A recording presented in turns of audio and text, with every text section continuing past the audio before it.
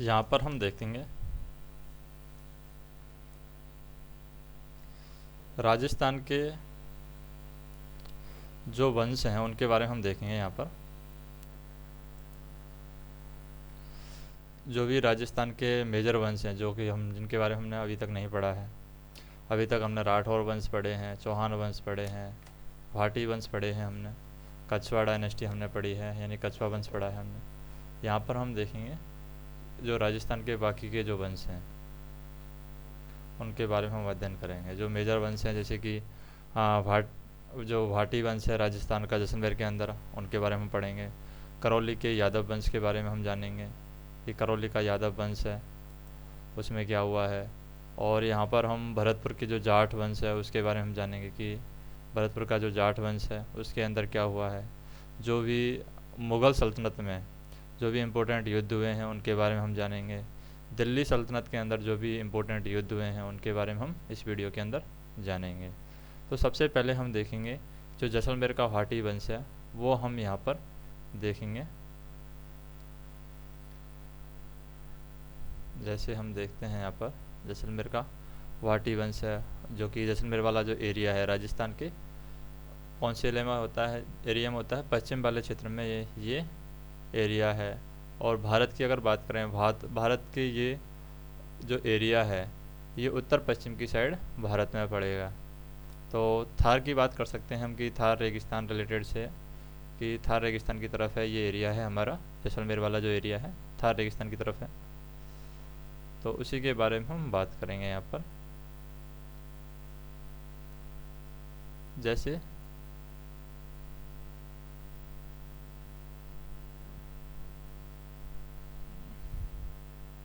जैसलमेर का ये भाटी वंश है। तो राजस्थान को बात करें, राजस्थान के ये जो एरिया है थार है राजस्थान के यानी भारत के दक्षिण में है थार, और ये थार वाला एरिया है दक्षिण में है। और राजस्थान का दक्षिणी पूर्वी एरिया है यानी भारत के दक्षिण पूर्वी जो राजस्थान का मैप अगर हम देखते हैं तो राजस्थान का जो दक्षिणी पूर्वी एरिया है वो थार में आ जाता है यानी जैसलमेर वाला एरिया है उसके अंदर आ जाता है। वैसे तो राजस्थान में ये किसकी साइड पड़ता है, जैसे हमारा ये राजस्थान है तो राजस्थान में जैसे कि यहाँ पर पड़ेगा मान लो हमारा श्रीगंगानगर, फिर बीकानेर, बीकानेर के बाद में जैसलमेर आ जाता है तो इस एरिया में पड़ता है। तो इस एरिया में हम देखें यहाँ पर ये उत्तर है और ये पश्चिम है। लेकिन हम बात करें भारत की, भारत के मैप में ये पूरा भारत का मैप होगा और इसमें ये कनेक्टेड होता है इस तरीके से। तो ये भारत में दक्षिण पश्चिम वाले एरिया में आ जाता है। यहाँ जैसलमेर के जो भाटी वंश है उसके शासक यहाँ पर रहते हैं जैत सिम्हा, यहाँ पर शासक रहते हैं और ये यादव शाखा के अपने आप को बताते हैं। रावल जैसल हैं। रावल जैसल कौन थे, रावल जैसल यहाँ पर रावल देशज के पुत्र थे रावल जैसल। और ये त्रिकुटा पर्वत पर ये मिट्टी का किला बनवाते हैं और बाद में ये अपनी राजधानी है त्रिकुटा पर्वत के आसपास वाला क्षेत्र है इसी को अपनी राजधानी वाले क्षेत्र में ये मान लेते हैं। और बाद में इसी का नाम है यहाँ पर क्या पड़ता है, जैसलमेर पड़ता है। किसके नाम पर, रावल जैसल के नाम पर ही जैसलमेर का नाम है ये पड़ता है। और त्रिकुटा पर्वत पर रावल जैसल के द्वारा यहाँ पर मिट्टी का किला बनाया जाता है। फिर बात करें 1294 में, 1294 में क्या होता है, रावल जैतसी हैं। रावत जैतसी और अलाउद्दीन खिलजी के बीच में यहाँ पर युद्ध होता है और इस युद्ध में क्या होता है, जो रावल जैतसी है ये मारा जाता है 1294 में। और ये जैसलमेर का पहला जौहर इस समय पर होता है। और यहाँ पर इन्हीं का एक पुत्र था मूलराज सेकंड, मूलराज सेकंड है। और ये पहला जो जौहर होता है वो 8 साल तक ये युद्ध चला था। इसमें 24,000 महिलाओं ने आत्महत्या की थी और रावल जैतसी यहाँ पर मारे गए। तो इसलिए जौहर और यहाँ पर जो केसरिया है, केसरिया क्या है, जब पुरुष मरता है युद्ध भूमि में लड़ते हुए मरता है उसे हम बोलते हैं केसरिया। वो केसरिया और जौहर एक जगह पर एक साथ हो जाता है तो उसे हम कहते हैं साका। तो ये जैसलमेर का पहला साका था जो 1294 में कब हुआ था, रावल जैतसी और अलाउद्दीन खिलजी के बीच में युद्ध हुआ था। रावल जैतसी के साथ में यहाँ पर इनके पुत्र हैं मूलराज सेकंड भी मारे जाते हैं। फिर बात करते हैं यहाँ पर 14वीं शताब्दी की बात करते हैं। 14वीं शताब्दी में राजस्थान के अंदर जैसलमेर के अंदर ये दूसरा जौहर होता है। यहाँ पर रावत दादू और इसके पुत्र थे तिलास्की, ये दोनों ही यहाँ पर मारे जाते हैं। यानी रावल जैसी के बाद में मूलराज सेकंड यहाँ पर शासक करते हैं। यहाँ पर इस वाले क्षेत्र में हम बात करें मूलराज सेकंड। लेकिन 14वीं शताब्दी में जो दूसरा जौहर होता है उसमें रावल दादू और उसके पुत्र थे यहाँ पर तिलास्की, दोनों ही इस युद्ध में मारे जाते हैं। और ये युद्ध होता है किसके साथ में? फिरोज़ शाह तुगलक के साथ में इनका युद्ध होता है। और यहाँ पर 16,000 महिलाओं ने आत्मदाह किया था और 17,000 योद्धा के आसपास 1700 के आसपास यहाँ पर योद्धा मारे गए हैं। और यहाँ पर भी हम कह सकते हैं कि ये दूसरा साका हो सकता है राजस्थान का, क्योंकि यहाँ पर जौहर भी हुआ है और केसरिया भी हुआ है। फिर बात करते हैं 16वीं शताब्दी की। 16वीं शताब्दी में राजस्थान का जो जैसलमेर है वहाँ पर हुआ है अर्धसाका। अर्धसाका कैसे हुआ है कि यहाँ पर सिर्फ क्या हुआ है, जौहर केसरिया हुआ था, जौहर नहीं हुआ था। तो ये हम कह सकते हैं कि आमिर अली है रावल लूणकरण की अनुमति लेकर के उनकी यहाँ पर सहायता ले लेते हैं, रावल लूणकरण की सहायता ले लेते हैं आमिर अली। और इसमें केसरिया तो होता है लेकिन जौहर यहाँ पर नहीं होता है, तो हम कह सकते हैं कि ये अर्धसाका है। और यहाँ पर जब नागौर दरबार लगाया था अकबर ने 1570 में, तो उस नागौर दरबार में हर्राज अली हैं यहाँ पर पहली बार राजस्थान के अंदर अधीनता यहाँ पर स्वीकार करते हैं अकबर की 1570 में। तो यहाँ पर हम बात करें 1818 में जैसलमेर का जो रावल था, जैसलमेर के रावल की यहाँ पर अंग्रेज़ों के साथ संधि होती है। किस लिए संधि करते हैं? जैसलमेर को बाहरी आक्रमणों से बचाने के लिए या जैसलमेर को आक्रमणों से बचाने के लिए ये अंग्रेज़ों की मदद लेते हैं और उनके साथ में संधि करते हैं 1818 में। फिर हम बात करें जवाहर वली के समय की बात करें। जवाहर वली है यहाँ पर स्वतंत्रता सेनानी थे। जवाहर वली के समय स्वतंत्रता सेनानी सागरमल गोपा को यहाँ पर क्या है, जेल में जिंदा जला दिया जाता है। जवाहर वली के समय की बात है। और 3 अप्रैल 1948 को यहाँ पर क्या है, सागरमल गोपा की मृत्यु हो जाती है। बहुत सारी यातनाएं इनको दी जाती है जेल के अंदर। और अंतिम शासक था ये कौन? अंतिम शासक कौन था? महारावल जवाहर सिंह भाटी है। ये जवाहर सिंह भाटी हैं, ये यहाँ पर अंतिम शासक थे। इस जैसलमेर का जो भाटी वंश है उसके अंतिम शासक थे। और 30 मार्च 1949 को क्या होता है, यहाँ पर हम बात करें 30 मार्च 1949 को जैसलमेर को विराट राजस्थान में शामिल कर दिया जाता है। जब राजस्थान का एकीकरण हो रहा था उस टाइम की बात है। 30 मार्च 1949 को जैसलमेर को विराट राजस्थान में शामिल कर दिया जाता है। फिर बात करते हैं हम करौली के यादव वंश की। करौली का जो यादव वंश है श्री कृष्ण से संबंधित रखता है ये यादव वंश, ये सब माना जाता है। और राजा विलासपाल के द्वारा इसको खोजा गया है। राजा विजाजपाल, तो विजाजपाल के द्वारा जो करौली का जो डायनेस्टी है, करौली का जो विजयपाल है, विजयपाल, तो राजा विजयपाल के द्वारा इसको करौली का जो यादव वंश है और या फिर हम कह सकते हैं करौली की स्थापना की गई है, इसको फाउंडेड किया गया है। और यहाँ पर हम बात करें मथुरा का हिस्सा माना जाता है ये करौली, पहले मथुरा का हिस्सा था। और 1040 में विजयपाल ने यहाँ पर मंडीगढ़ शहर है बसाया है। और ये मंडीगढ़ शहर है, इसी में बयाना किला है, मंडीगढ़ शहर के अंदर ही। फिर इसका पुत्र था, विजयपाल का पुत्र था त्रिमान पाल। त्रिमान पाल है यहाँ पर तिमानगढ़ किला इन्होंने बनवाया है करौली में। और 1817 में हरबख्श पाल की संधि होती है किसके साथ में? ईस्ट इंडिया कंपनी के साथ में। जो करौली का शासक था हरबख्श पाल, ये संधि कर लेते हैं ईस्ट इंडिया कंपनी के साथ में। और आज़ादी के समय यहाँ पर करौली में शासक कौन थे? महाराजा गणेश पाल देव थे। यहाँ पर आज़ादी के समय जब भारत आज़ाद हो रहा था उस टाइम में करौली के शासक थे महाराजा गणेश पाल देव। फिर हम बात करते हैं भरतपुर के जाट वंश की। भरतपुर का जो जाट वंश है उसमें कानूचंद के थे इनके पूर्वज। भरतपुर के जाट वंश का कानूचंद को यहाँ पर पूर्वज माना जाता है इनका। और धुरामन सिंह हैं, तो धुरामन सिंह की बात करें यहाँ पर भरतपुर के बात, धुरामन सिंह या फिर हम कह सकते हैं चूड़ामन या धुरामन सिंह हैं। धुरामन सिंह हैं, ये वदन सिंह इसके क्या बनते हैं? शासक बनते हैं। और यहाँ पर क्या होता है? वदन सिंह हैं, इनको राय बहादुर की उपाधि दी जाती है। और धुरामन सिंह को उनको चूड़ामन यहाँ पर कहा जाता है। नेक्स्ट हम बात करें यहाँ पर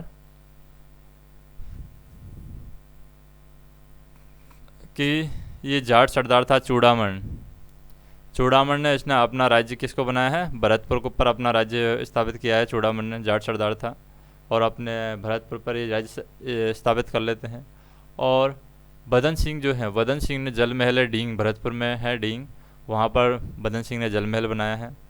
और इसका चूड़ामन सरदार था, जाट सरदार चूड़ामन, इसका भतीजा था सूरजमल। तो सूरजमल को भी यहाँ पर जाटों के लिए बहुत ज़्यादा प्रसिद्धि है। और यहाँ पर हम बात करें वदन सिंह है, इसको ब्रज राजा और राजा की उपाधि है यहाँ पर किसके द्वारा दी गई है? सवाई जयसिंह के द्वारा यहाँ पर वदन सिंह को ब्रज राजा और राजा की उपाधि दी गई है। वदन सिंह ने डींग के अंदर किला बनवाया है।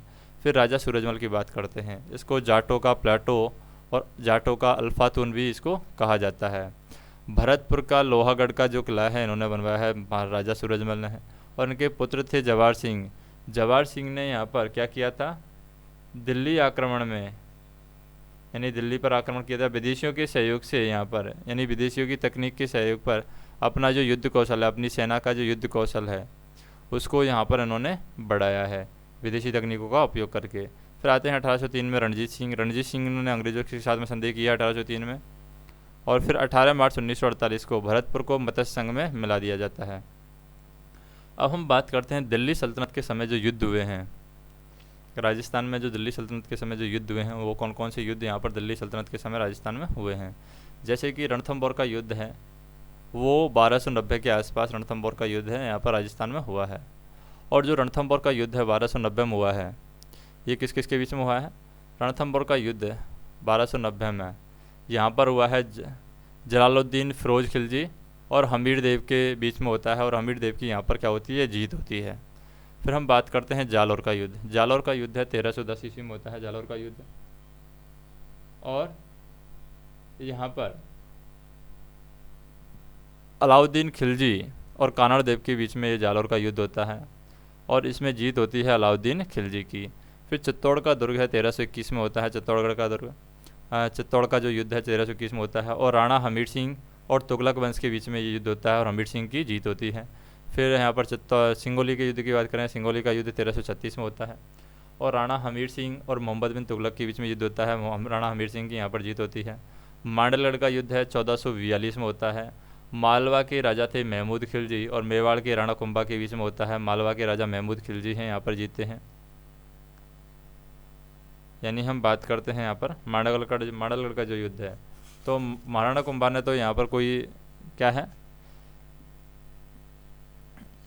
हार नहीं मानी थी, तो यहाँ पर हम कह सकते हैं कि ये जो मालवा के महमूद खिलजी हैं ये हारते हैं, मेवाड़ के राणा कुंभा यहाँ पर जीतते हैं।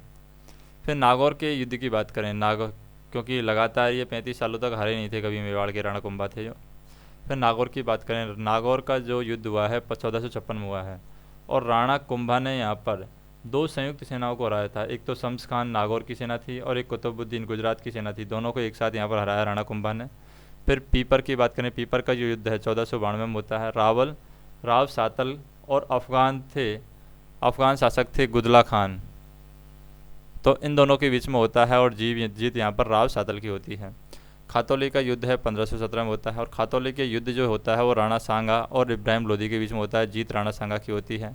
फिर धौलपुर का युद्ध 1519 में होता है, इसमें भी राणा सांगा और इब्राहिम लोदी का युद्ध होता है, उसमें जीत भी राणा सांगा की होती है। फिर गुड़गांव का युद्ध है 1519 में होता है, राणा सांगा और महमूद खिलजी के बीच में होता है, राणा सांगा यहाँ पर जीतते हैं।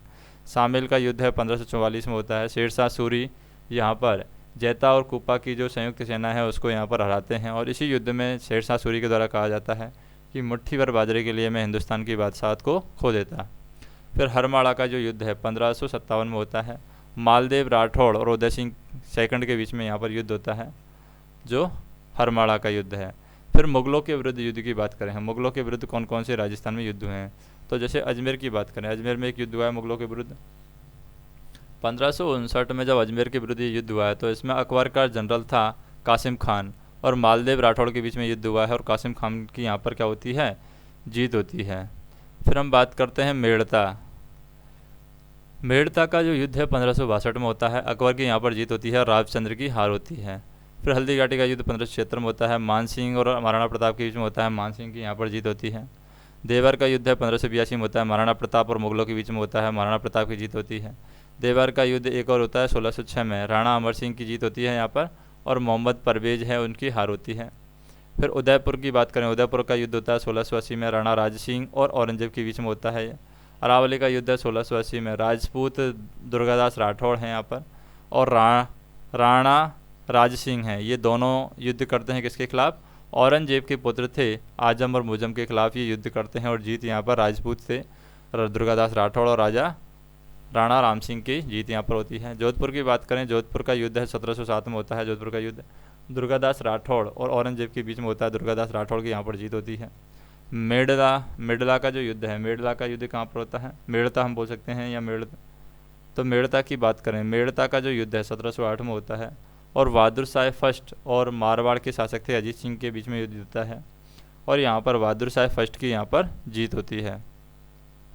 बाकी इनके सम के बारे में हम जो भी डायनेस्टी हमने पढ़ी है, जो भी वंश हमने पढ़े हैं, राजवंश हमने पढ़े हैं, युद्ध हमने पढ़े हैं, उनके बारे में मिक्स क्वेश्चन है, वो हम नेक्स्ट वीडियो के अंदर देखेंगे।